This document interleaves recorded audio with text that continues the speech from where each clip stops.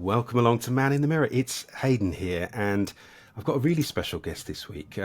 We were talking just before we started, and I think on the podcast there's been I've tried to sort of talk to people from different areas of the fragrance industry and grooming, and I think I've probably spoken to a lot of brand founders and some perfumers and PRs and sort of covered off most sectors of it, I think. But one really interesting piece that we hadn't really covered before is that of the distributor. And I'm delighted to say today I'm joined by Nick Buckley, who is the co-founder and commercial director at Phoenix Beauty.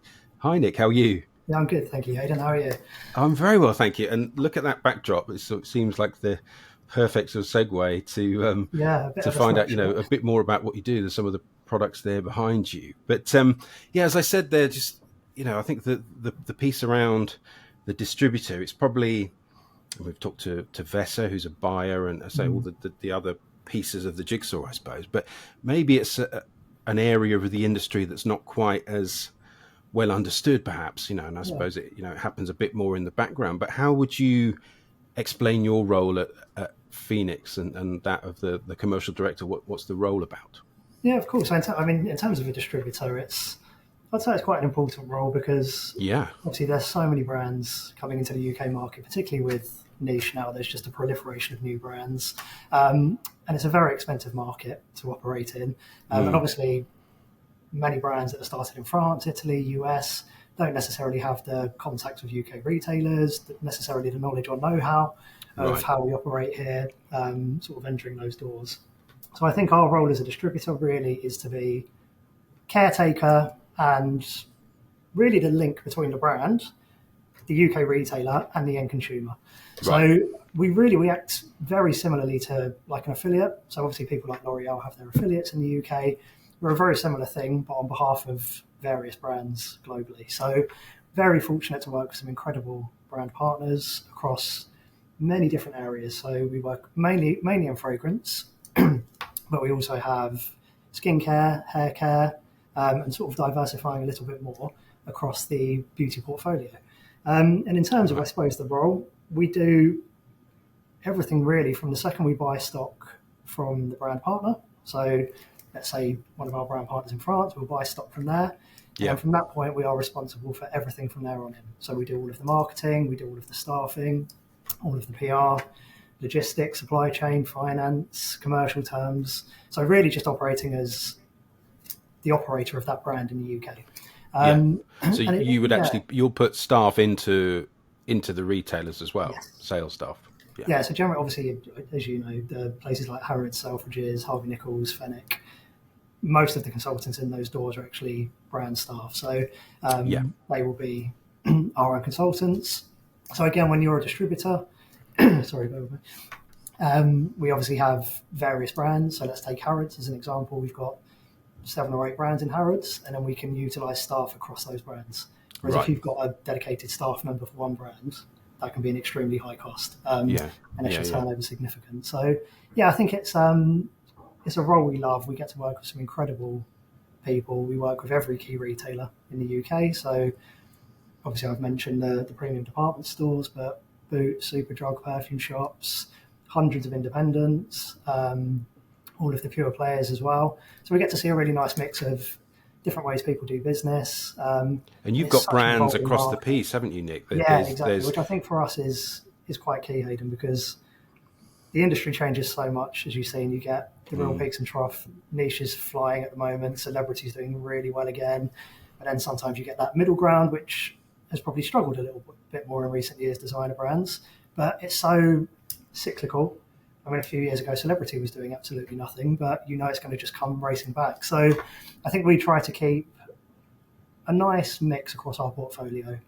We don't really just try to focus on one area too much. We try to keep some niche brands, some designer brands, some mass brands, just to make sure we're always in a fairly safe place and can react to trends quite quickly. And if people might be able to see behind you, but some of the brands that Phoenix work with, I mean, there's some of the niche brands that I know of, obviously BDK and Goldfield and Banks and Ojar. Tell us some of the brands that you look after. Yeah, of course. So really lucky. Obviously, some of the ones you've mentioned there.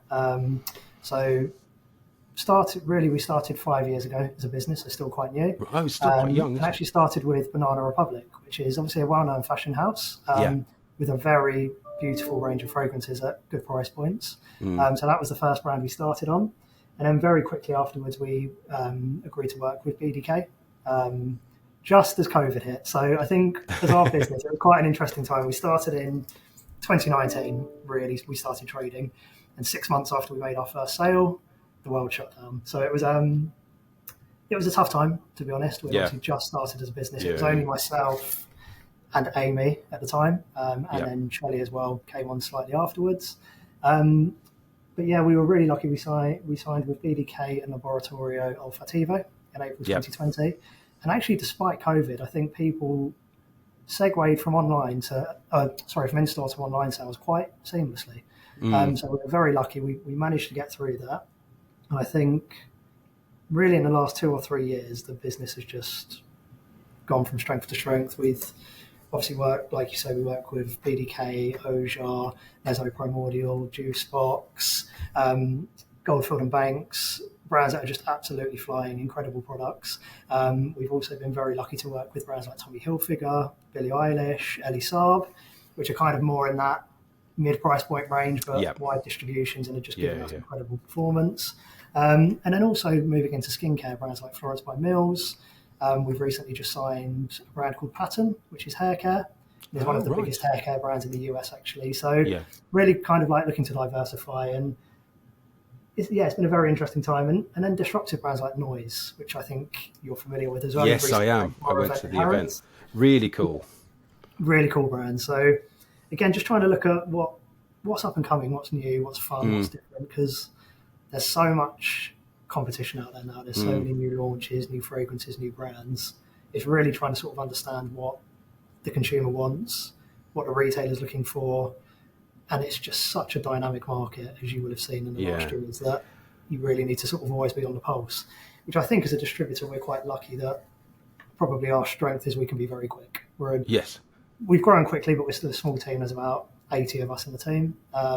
80? Yeah, it's growing fairly quickly now. So it's starting from 3 of us, which was a challenge because fast growth like that is always hard to keep up with. But actually, we've got an incredible team, really, really incredible team who've done a great job. So, but it does allow us to be quite reactive. We don't have a corporate structure, so we can make decisions very quickly.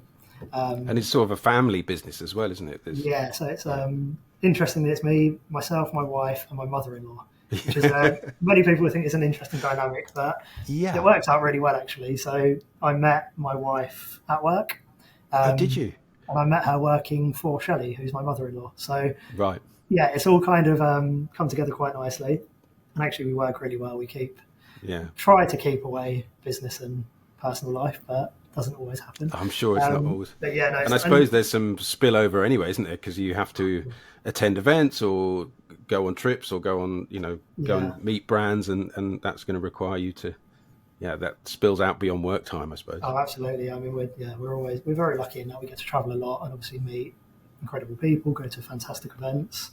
We were talking about that just before we came on, and I think there's been a run of these Meet the Perfumer founder events at Harrods in London in the UK, which I've been lucky enough to go to. But a lot of those have been Phoenix events, and it is just hearing, I think, especially with that niche sector of the market, when you're asking people to spend quite a lot of money, just hearing a bit more about the stories of the founders or the stories of the particular fragrance and the background and the provenance. It's quite important, isn't it, in that area, that sort of storytelling piece? Absolutely, yes, absolutely key, particularly in niche. I mean, the products are just so beautiful, and like you say, it's an expensive price point, so people are needing to spend money. So I think having the brand founders come across, and you've seen it recently with David Benedek, Arno, the passion they bring, and they're the people who can talk about their brands in the best way, and they're just like we were talking about Arno just before we started. I think the fact that you've got engineering, you've got mechanics, you've got perfumery, you've got somebody that's created something from scratch, really, including the machinery to create the products. Getting that story across in store is not always easy. So I think events like that, bringing press, bringing influencers, bringing consumers, it just really allows us to tell those stories in a more meaningful, I suppose, targeted way, really, and help really build those brand stories. And you say in terms of the actual retail space, then does that provide a challenge to sort of pass on that kind of narrative and the kind of story behind certain fragrances or product lines? Is that where training comes in? I think that's always a challenge. If you go to, and it's in every retailer, you've got, in a Boots, you've got a few SKUs on a shelf. It's hard to get education across, and obviously when you launch a new product, you take secondary space, you can take activity, but all of that costs money, and it's not cheap to do. So, and obviously you go into somewhere like a Harrods or a Selfridges, beautiful stores, but there's just so many brands, obviously competing for attention, and the customer doesn't have time to go and listen to the story of every brand. So staff are all, of course, fully trained. They explain as much as possible, but you've got a customer for 30, 40 seconds, possibly at times. If you do private shopping, you've got longer, but I think there's an amount you can get across in that time. A lot of the customers know what they're coming to buy anyway. But for those where you're trying to prove discovery, you don't have a huge window of time to really get an entire brand story across. So I think the events that we've done, like you've seen in Harrods recently, are just amazing for that. We've done various things in places like Ojar, Selfridges, we've done events as well. And it's Fennec, just when you can kind of do those road shows, brand founder meetings, I just think it's a really nice way of sort of getting the stories across and getting people more involved in history. Yeah. And you talked about, I mean, we will talk about some of the different categories that you do, but focusing on niche there, I mean, there's been such a growth, and you've seen it, you're right at the coalface. What do you attribute the growth in this sector, and suddenly teenage boys getting interested in these kind of brands, and say the products aren't cheap, so why do you think it's happening? I think particularly with the younger customers, they're so savvy now. It's not like the old days where it's necessarily just a designer name with everything. When I was younger, it was all about owning a brand name, a designer name. I think now it's more about the quality of the products, the creation. And actually, I think what's quite interesting is the price differential between the designer brands and the niche brands has become a lot smaller, because some of the designer price brands have gone up so much in recent years. You're looking at 130, 140 pound for 100 ml in a designer brand. On a niche brand, you can get it for 155. So there's actually not really that huge difference between those two. And I think, particularly with obviously social media, as you know, TikTok, Instagram, it's getting that younger customer involved and sort of teaching them really the difference between the quality and the products. And I think it's probably just a bit more authentic to them, because if you've got access to a brand founder, you can see content from that person, you can see the creation of it. I think it's a bit more personal than maybe some of the big houses where it's a fashion house, but you might not have any idea on the creation of their product. Quite often it's just licensed out. And I think that's probably part of the reason niche is doing so well. And obviously just the quality of the products is incredible. And I suppose you'll see it. Obviously, elixirs starting to just absolutely boom. And people are willing to pay that bit more for higher quality, higher performance product. Yeah, there's definitely that move, isn't there? People want the high performance, the projection in a fragrance, and we're seeing that with brands like Ojar or BDK offering those kind of X-ray strength fragrances. That's become a real trend, hasn't it, of late? Yeah, it's an absolute winner, definitely. And I think I think we're particularly seeing it often in male customers, because obviously niche has been quite a big Middle Eastern customer, but we're seeing a lot more domestic in recent years, a huge amount more. And you see that outside of London, you're just seeing niche business absolutely boom. So I think it's a very exciting time. It's great to hear it's national, though. It's not just, I live just outside London, so invariably the events I go to are probably in town, but I don't want to be guilty of just, you sort of assume it's the same everywhere. But it's interesting that you're seeing that in the other big stores and around the country. Yeah, when you go to Birmingham, Manchester, Leeds, York, all of these regions are just absolutely flying. Even across in Ireland, Dublin, Northern Ireland, Belfast, it's across the board. And obviously I think a lot of it comes down to brands like Creed, MFK, which have really, I think, sort of opened that niche distribution a bit more. Yeah. And obviously everyone sort of knows those brands, and they've really I think they've the helped Aventuses and the Baccarat Rouge, but there's exactly. sort of those headline fragrances, I suppose, Yeah, that people know about, don't they? absolutely. But I think it's helped the overall market hugely. So Yeah, it's a really interesting time. But again, it's just such a dynamic world at the moment as well. I mean, you're seeing stock markets crash at the moment. You're seeing currencies drop everywhere. You're seeing high interest rates. So how long will it last? We don't know. But I'm confident niche will continue to just grow. It's interesting you mentioned that sort of wider macro environment, because we're seeing prices go up all the time, and yet we certainly read about the cost of living, but you sort of feel like, will there become a point where some of these fragrances cost, because we know some of these fragrances now are £300. I mean, at the very sort of high end, but £250, £300, it just feels like a lot of money, doesn't it? But they don't show any signs of that kind of leveling out, really. No, and yes, I think it's slightly different in, again, just being transparent here, when we're working with places like more chain retailers like Boots, Superdrug. That's been quite challenging in the last few years, to be totally honest, because cost of goods have increased a lot. Yeah.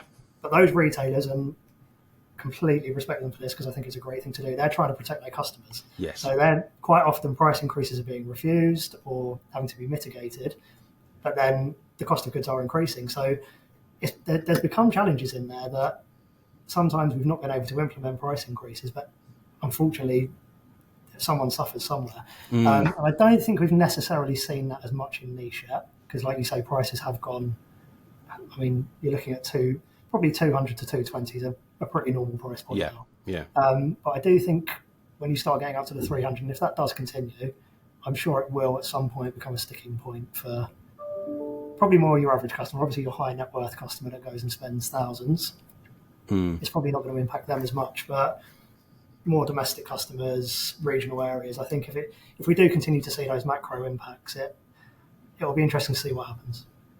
And it's interesting as well, thinking about the kind of mix of what a brand would spend their money on. And I suppose it's, maybe I'm oversimplifying it, but I can imagine with some of the big conglomerates, then they'll spend a lot more on marketing and advertising and maybe working with models or celebrities or whatever. But I guess for a lot of the niche houses, there's probably more money in the actual juice and the product. Of course, there's still all the usual costs of distribution and sales and all of those things, but maybe more of it goes into the actual product itself. Is that fair, do you think? Yeah, I would agree. And again, on the independent houses, a lot of it goes into marketing cost-wise. A lot of it goes into staff as well. So when you've got your own staff standing in store, full counter cover 7 days a week, that's quite a big investment. So that's where a lot of it goes. And then when you're launching newness and you take secondary space, the production on that is significant. So it's very costly to activate a brand, particularly in this market. Actually, so I guess we're seeing now there's lots of movement in that space with venture capital and investment companies coming in. They're looking at some of these bigger niche brands, aren't they now? They are, yes. You're seeing it a lot. Obviously, Byredo,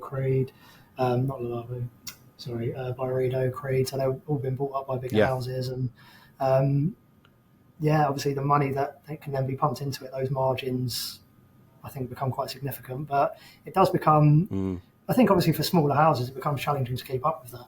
And you've got the big houses like Estee Lauder and L'Oreal that own a lot of these niche brands that then have maybe other sort of cash cows in their portfolio that can help fund some of the niche brands. And it's a slightly different model, which is and they've got incredible space and they create great products, but it does become quite challenging to compete as a smaller brand. Yeah. Well, look, we're going to talk a little bit more about Phoenix as we go, but I'd love to. I'm sure you're someone that gets to experience lots of new products, and you're lucky enough to try new things. So I wonder what your morning and evening routine looks like, Nick. What kind of products do you use on yourself? Yeah, of course. I don't do a huge amount. I don't have a massive skincare routine or anything like that, but I'm very lucky that we get a lot of great products. I use a lot of Phoenix products. So I think for me, probably the key things I use, I was lucky enough a couple of years ago, actually, at the Fragrance Foundation Awards to win one of the raffle prizes.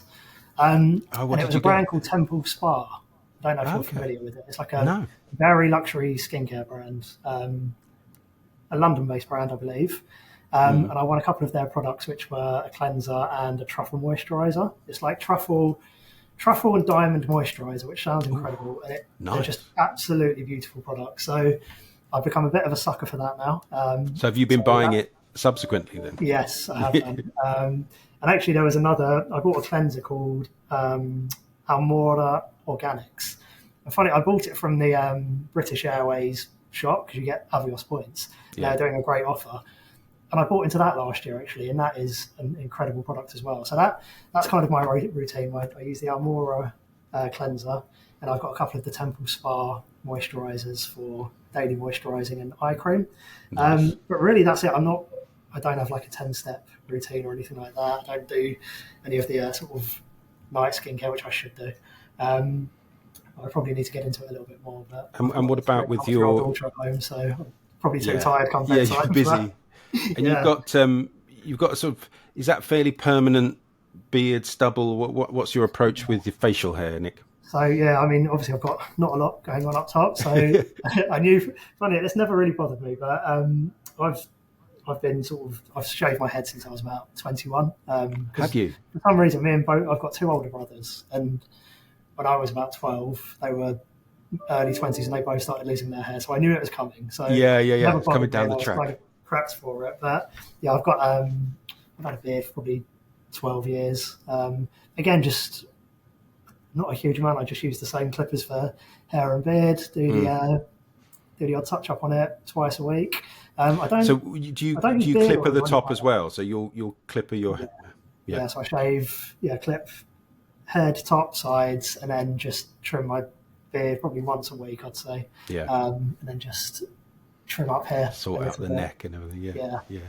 And nothing too intense. And then in terms of obviously fragrance, very lucky. So, what do you do with fragrance? Well, obviously we've got some great products, so I do tend to mix around a lot. But I think I was thinking about this actually, and I would say 4 products that I'm quite loyal to now in terms of fragrance. So probably the original and one I use the most is BDK Gris Chanel Extrait. That's good. Is one of my favourite fragrances of all time. It's just beautiful. I love a woody fragrance. Yeah. I also love fig as well. So for me, there's something really comforting about that and quite sensual, isn't there? Yeah, it's quite a sexy fragrance as well. Yeah. I think. So I just absolutely love that. So that's probably my most common. But actually, obviously, a brand we recently started distributing was Les Eaux Primordiales. Yes. Which you are now familiar with. So, Arno came on the podcast a couple of weeks ago. Yeah, that's right. Yeah. So they've got a fragrance called Amber Superfluid. Yes. Which again has very quickly become one of my favourites. So the Harrods exclusive, Yeah, that's correct, yeah. Between that and Gris Chanel Extrait, I'm using those quite frequently throughout the year. But then quite lucky in summer, I use Goldfield Banks Bohemian Lime. Oh, it's lovely. It's like the perfect summer fragrance. Yeah. I absolutely love it. The citrus top notes, but it's quite aromatic afterwards as well. Yeah. So absolutely adore that fragrance. And then Jusbox as well. So I love my festivals, I love my music, gigs. Yeah. And actually one of my favourite fragrances that I've recently discovered, because again, we only really started distributing that brand in January, is Cheeky Smile. Oh, it's a good one. I love a bit of house music. Yeah, this is sort of connected with house music and everything, isn't it? Yeah. It's inspired by acid house, which is great. Actually, I'm off to Ibiza next week for a little party week with a few friends, so I'll be taking Cheeky Smile with me. But yeah, I mean, really, and I think they give all a point of difference. So obviously the spicy and woody fragrances more for evenings and events. Then you've got Bohemian Lime, which I wear all through the summer. It's just the amount of compliments I get on that fragrance is crazy. Yeah. All of my friends are asking for it. And then Cheeky Smile when I'm off on a night out. So you've got all bases covered there. All covered, yeah. And to be Noise as well. Again, they're not the brand we recently launched in Harrods. There's a fragrance there called Monochrome. So I don't tend to go for heavy oody fragrances or anything like that. Actually, Monochrome, which is a bit more of an oud fragrance. Was that the Dame Baker one? Yeah. Baker exclusive, yeah. It's quite. Yes, it's quite unique, isn't it? It's sort of it could be quite a polarizing one, that, because there's some almost like sort of rubbery notes as I recall in there as well.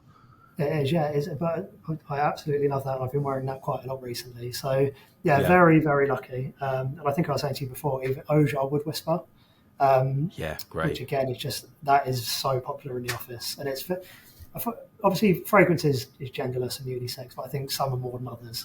And actually, in the office, everybody's been asking for Wood Whisper recently, Wood Whispers, which is a good sign. When people in the industry want it, I think that's a good sign. And then I mean, even with when I was younger, I used to absolutely love Terre d'Hermes. I think that's still one of my favourite fragrances of all time. It's a classic, isn't it? When I was 18, 19, that's all I wanted. And I think one of probably as well, Parfum de Marly Leighton, because actually we previous company, I was lucky enough to work on Marley. Oh, okay. And Amy, my wife, was the marketing manager in the UK as it launched. Right. She launched Lena and everything. So I'm very still close with Tracy, who's country manager. So very lucky that we still stay in touch. Can get hold of some. Yeah, and that's an amazing product. So they're good. Fragrance, obviously, I'm spoiled, very spoiled. It's funny. I think of all the ones you mentioned there, I was thinking about the podcast, and I think I've been lucky enough to chat to all of those founders, and you mentioned Dimitri from Goldfield Banks, who came on. A really great range of fragrances, and what a nice position to be in, where you can try new things, and you've got such a great collection there at Phoenix. Yeah, and do you know what? It's really exciting, like going to Cannes every year, because that's where the brands tend to show all of their new development for the following year. So is that the duty-free event? TFWA in October. So looking forward to that, which is only about 8 weeks away now. Yeah. So people show all the new things coming, do they? So it gives us quite a nice steer on what's to come in 2025. And obviously all of the founders are just so au fait with the trends that are coming. So it's nice to go to that and see what the sort of next year of fragrance is going to look like. Yeah, sort of to kind of peer into the future, I suppose. Almost, yeah. Do you find, Nick? I mean, we go to some of these same events, and obviously your work straddles fragrance and beauty as well. Yeah. And we're in a sort of unusual position, shall we say, in that a lot of workplaces, you would say that, some, not to overgeneralize, but often there can be more men in senior roles, but certainly in fragrance and beauty, and I don't know if you agree, I mean, it seems like there's probably it's predominantly female industry. What have you had any sort of particular experiences of that being a male in that environment? I don't know. Does that mean anything to you? Yeah, I know what you're right. Yeah, I mean, to be honest, I'm lucky. It's funny, isn't it? Because I don't want to.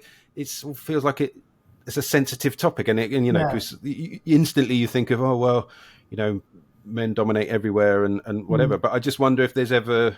Yeah, if that's ever sort of had any significance in the work you do, or you're ever cognizant of the fact that there's less men around. Is that a good thing? Or I feel very lucky, actually, because I think you're right. In certain industries, probably places like automotive, things like that, it's very male-driven. But I've always worked in this industry, and I was very lucky coming to work for Shelley, who's now my mother-in-law and CEO, who's just an incredible female leader. And is she really supportive of her just team? And I think it gives a different aspect to the workplace. There's no sort of like macho sort of kind of culture here or anything like that. And I think there's only about 3 men in the head office here. Is there? Out in the field, we've got quite a few more men, but it's predominantly female company. And I think you do tend to see that across the board, really. Yeah. Even across buyers, it's probably more of a 50-50 across buyers, but you look at the senior teams at the key retailers, and it's mainly female. And I think what do you think that does to a workplace? Beauty obviously is more of a female customer.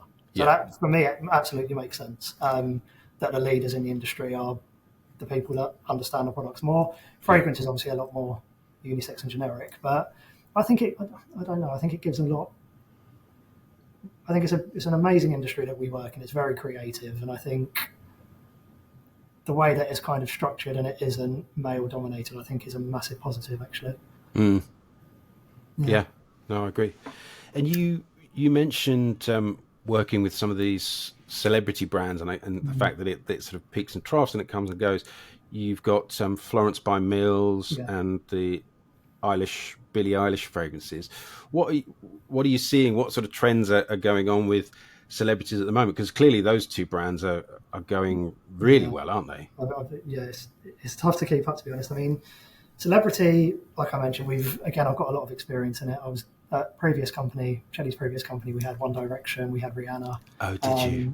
Yes, and now obviously we've got Billie Eilish, Florence by Mills, more things in the pipeline to come. We even do Ronaldo's fragrance.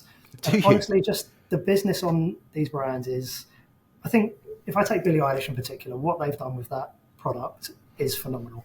It's quite unexpected, isn't it? They didn't go the obvious route, and from the bottle and even the smell of it, it's not generic, is it? It's not a typical celebrity fragrance, which I think is great, because actually the quality in that product, the design of the bottle, it's a luxury product, but they've done it at a very accessible price point for the customer. And honestly, I think sometimes people can be a bit, not snobby, but look down a little bit at celebrity fragrance. Definitely. Yeah. Some of the product, and I think when you look at what they've done on Ariana in recent years, we don't look after Ariana, but incredible brand. And it's like a top 15 ranked brand now. It's phenomenal what's happened. And Billie Eilish, the growth on it is insane. We can't keep up. It's just gone unbelievably well. And again, we're really lucky to partner with Harrods on that launch, which again is quite an unusual approach. When people tend to launch celebrity, it's Boots, Shop, Superdrug, those kind of accounts. But we wanted to do a big Harrods launch with huge visibility, and I think that gives it a bit more of a elevated positioning straight away. So if you've kind of got that as a launch platform, it doesn't feel like a cheapened product or a celebrity brand. And actually, I think what you're seeing now, looking Selfridges, places like Victoria Beckham, you've got Pleasing. The celebrity brands are now becoming, they're not they're lifestyle brands. They're elevating it, aren't they now? Exactly, and they're really good products. I mean, the Victoria Beckham range, I absolutely love. I have to say, I think they've done a great job with that. Over in the US, I've just seen Bella Hadid has launched Orabella, and that looks absolutely incredible. Again, very elevated. So, again, I think what might have in the old days been a £19, £20 product, actually, celebrity putting their names to products now, customers expect quality. So I think as a starting point, people aren't just going to buy something because it's got someone's name. They expect the celebrity to be involved and to have some creative input, right? And you're seeing a lot more of that, which I think, again, for the industry is amazing.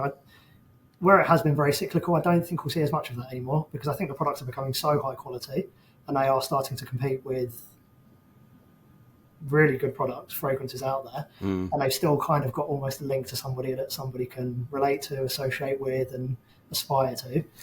Actually, is just going to continue to take celebrity from strength to strength. So we're excited. You must, with your success in that sector of the industry, I'm sure you get lots of those kind of brands that come to you. I mean, what would be your criteria in terms of taking them on? Because you can't, by the nature of it, you can't take everything on, and you don't want to sort of dilute what you're doing. So what are you looking for when it comes to a celebrity brand like that? I think if we're talking celebrity specifically, it needs to have, the celebrity obviously needs to be a significant celebrity and very well known in the UK. There's some incredible brands from like South American celebrities that wouldn't necessarily resonate here. But I think as long as that person's got a strong profile in this market, and the product has to have a quality and a point of difference in it. Because if it's a celebrity brand, it's just been pumped out fairly quickly, and you can tell that typical sweet, sugary fragrance. I don't think it's necessarily going to resonate. And I think what I've always found quite interesting on celebrity is it tends to be singers who do well. You like when you look at the big celebrity brands at the minute, Ari, Billie. Going back, you've got Britney Spears, Rihanna was huge. It always tends to be singers which tend to resonate the best, which I've always found quite interesting. And obviously, we recently we work with Ronaldo as well, which and I'm a huge football fan. I go to football constantly. That I wasn't sure when we first took that on how it was going to do, because I think as a male customer, it's probably not something I would necessarily buy into. Does that sit in the mainstream Boots and places like that. So it's places like perfume shops, Savers, those kind of retailers online. Actually, we put it in House of Fraser recently, and the performance we're seeing on that it just shocked me, and the amount of customers there are for that. And this is like what is he now? He's 38, I think, Ronaldo. It's not like he's not a young guy anymore. No. You've got young 17, 18-year-olds, even younger, who are just aspiring to him. And again, really good price point, good quality product. And I think it's just knowing that end consumer is going to be there. Is it fulfilling a demand? Even like Sabrina Carpenter, which was recently launched in the UK. Again, they've done an incredible job on that. Is that going well? It's funny, isn't it? From what I've heard, again, we don't look after it, but from what I've seen and heard, it looks like they've done an incredible job on that, and actually performance is great. So it's amazing because I love her stuff. She hasn't been around, as far as I can tell, very long, and yet the products are coming already. So and I think that's probably another key point is just moving quickly. Fragrance takes so long to develop, as you know, that you almost need to preempt when someone's going to become huge. You need to know, like with Billie as an example, when we first saw Eilish. It was still when Billie had green and black hair. She still was kind of in a bit of a grungy phase. And we saw this product and it was gold and it was vanilla and it was sophisticated. And we were a bit like, is this? It doesn't really resonate. And then about 2 months before we were due to launch, she did the Vogue cover shoot with blonde hair. Everything was, it's just incredible how these people think that they're thinking like a year down the line. It's not, and obviously with fragrance development, it takes a long time. You can't just turn something around in a few weeks. So I think there's a huge amount of foresight in it. I don't want to say luck, but foresight of who's going to be big in a couple years, creating a product that's going to fit how that celebrity is going to be, and really riding that trend. And I think, I started in fragrance when One Direction was launching. So I joined SAS about a month before it launched. And honestly, I just came in, I thought, this industry is so easy because it launched and it was the biggest thing ever in like decades. It was ridiculous. And you just look at it and just think, some young lads who've come from like a manufactured talent background, and it was just right product, right place, right time, right price point. Really, really strong support from all the retail partners, and it just created an absolute monster. But again, I think what's quite interesting on that is longevity on celebrities becoming bigger now. With those, and I think more on male celebrities, it tends to be huge to begin with, but then it tails off quite quickly. I think what we've seen with Harry over the last, 9-10 years they've been going, Billie over the last 3 or 4 years, it's sustaining a lot more and it's building every year. So you don't just launch, have a massive year and then it tails off. You're seeing it go bigger and bigger, which is great. Yeah, it's a sector that's definitely worth keeping an eye on. And another one, I suppose, is this idea that we're seeing more and more of retailer exclusives, where typically the department stores might have a fragrance that's either theirs altogether or theirs for a certain period of time. Is that something that works really well from your point of view as a distributor? Yes, it's a good and a bad thing, Hayden. Again, just being totally honest, because everyone wants an exclusive. They all want them. No, and it's not just department stores. Every single retailer, exclusive is key now.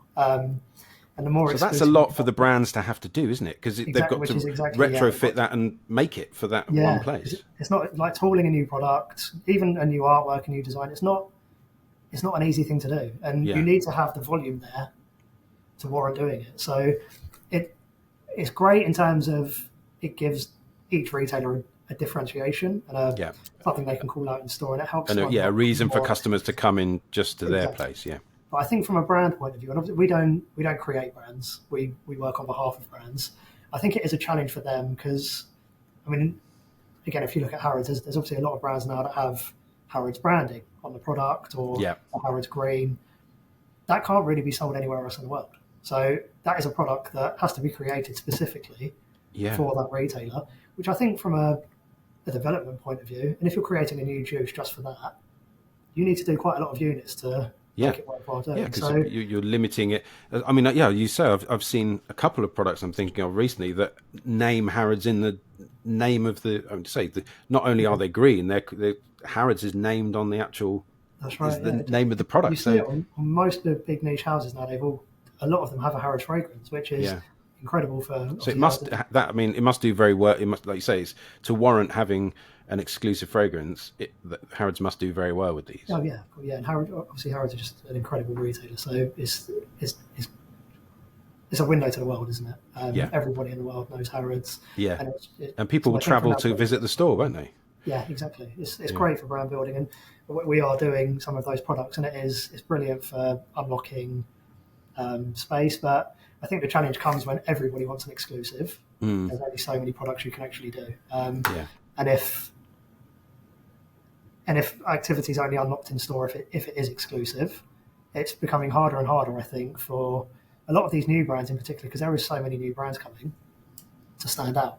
Unless you give somebody a full exclusive in the UK for a long period of time. Yeah. Which then, by doing that, you are sort of limiting your sales to a certain extent. But unless you do that, you struggle to unlock the activity to actually build your brand. So it does become a bit, I don't want to say a vicious cycle, but it becomes harder and harder for new brands to establish. Yeah. Because I think as you're alluding to there, that, I mean, I'm sure most people are aware, but alongside just displaying the products in store, there's a whole piece around, paying for certain shelf space, or extending that, or, putting things in the window or on screens. It's all transactional, isn't it? It's all stuff that you pay extra money for. Exactly. Yeah. And I don't know if customers sort of really ever understand that, but everything in almost every retailer is nominated for and paid for. Yeah. At a fairly high cost as well. And I think and it will last a certain number of, you've got a certain number of weeks or something like that. Yeah, it depends on the store, but it's anywhere between 7 days and a month that you get that activity for. And then all the production as well, because if it's something you need to create, you have to produce it. And it's only for that period of time. So it does become costly. And I think that's one thing we saw probably more after COVID, where I think the bricks and mortar retailers were obviously hit hard during COVID. We did tend to see rate cards for in-store activity increase quite significantly. And it was almost like a way of, I think, recouping some of the loss from sales via the cost of activity.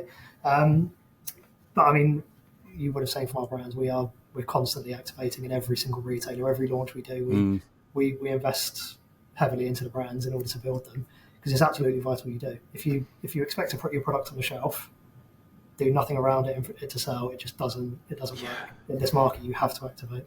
And you'll see it, and certainly I do on the sort of journalist side. But the amount of new launches and new products that are coming through, and as you say, the challenge to get a share of voice in that and to make yourself heard, as you have to wave your hand in the air and shout quite loudly, I suppose, don't you? Hence all this, we've got a window here, or we've got an exclusive here, because it's just another way to get people to pay attention, I suppose, isn't it? Yeah, but again, a lot of it comes down to retailer relationships as well. Yes, I think we're very lucky in the sense that we've got amazing, like the buyers in this country are amazing. We've got great relationships with all of the key retailers. So I think obviously having that, and I think that's probably one of the benefits of a distributor as well. We work across every retailer, and we might supply 10 brands to one retailer, we might supply one brand to another, but we work with everybody. We've got strong relationships, and I think knowing what activity works and what doesn't, and going to people with very tailored and strategic plans allows us really to understand what's going to work on a brand by brand basis. Because it's not a one model fits all. Absolutely not. I mean, it really depends on what you're launching, what the juice is, what the consumer is, and then tailoring it accordingly. Because like you said, there's only so much space you can activate in, so you need to make sure you're doing the right thing. Oh, Nick, it's really illuminating to hear some of the stuff that happens behind the scenes. I hope the listeners will find it as fascinating as I do. The name of the podcast is Man in the Mirror, and I always like to ask the guest about how they feel, what their sense of their own self is, I suppose, and that kind of perception piece. So when you're getting ready and looking in the mirror, how do you feel about what looks back at you?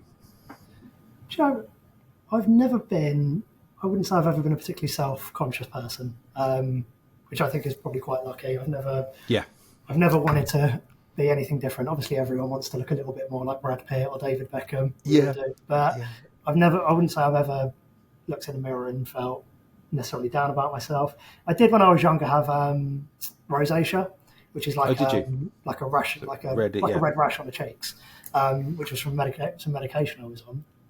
And I had that when I was during my prime years, to be honest, from about 18 all through university till about 29. And that used to sort of get me down a little bit, but touch words sort of come And what did you have medication, did you say? Or did you so I've got, I've got like an autoimmune condition, because that's probably the other thing that affects some of the muscles in my legs. So that's probably the only other thing I would say. I'm not, I've lost my hair when I was younger. That never bothered me. I knew it was coming. I knew, I'd sort of just grow a beard. I've seen my brothers. That hadn't really affected them. Always been quite lucky in my family, actually, that everyone's got quite smooth skin. My dad's 75, he hasn't got a wrinkle on his head, so I've always been quite lucky in that sense. Genetics, genetics okay. But I think probably the only thing,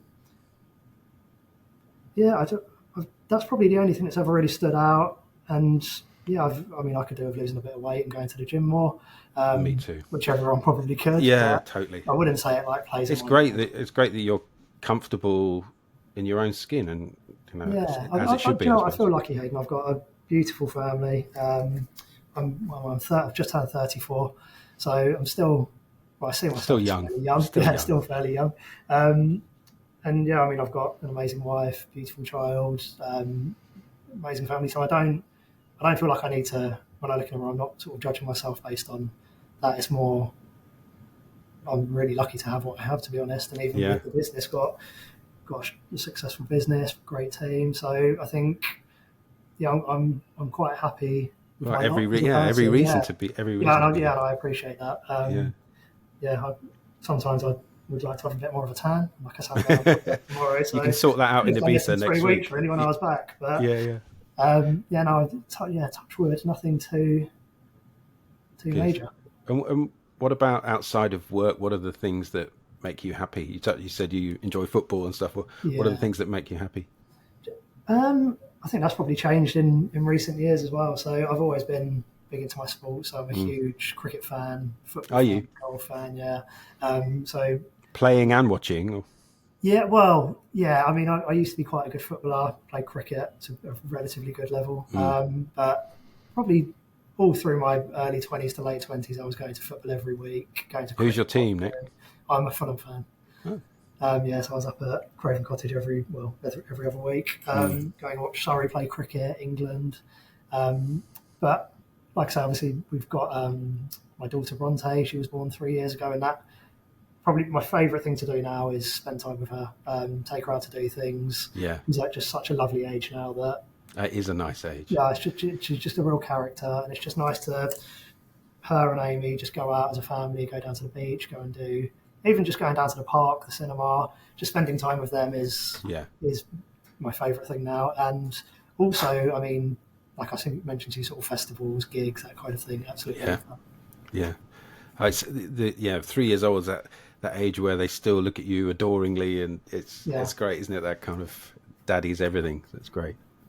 Obviously, like everyone else, holidays, things like that. But I think obviously as I'm getting a bit older, work takes up a lot of time, so I think the time that you get to relax over the weekend and spend some time with your family becomes precious. Yeah, it's the main thing. Yeah. Oh, Nick, thank you so much for your time. It's been really interesting to get an insight into how it works at a distributor, and to hear about all the great things going on at Phoenix. And I'm going to put some links so people can find out a bit more about some of the brands and what you guys do. But thank you so much, and I'm sure I will see you soon. Thanks, Nick. Thanks a lot, Hayden. It's good to see you. You too. Cheers. Bye.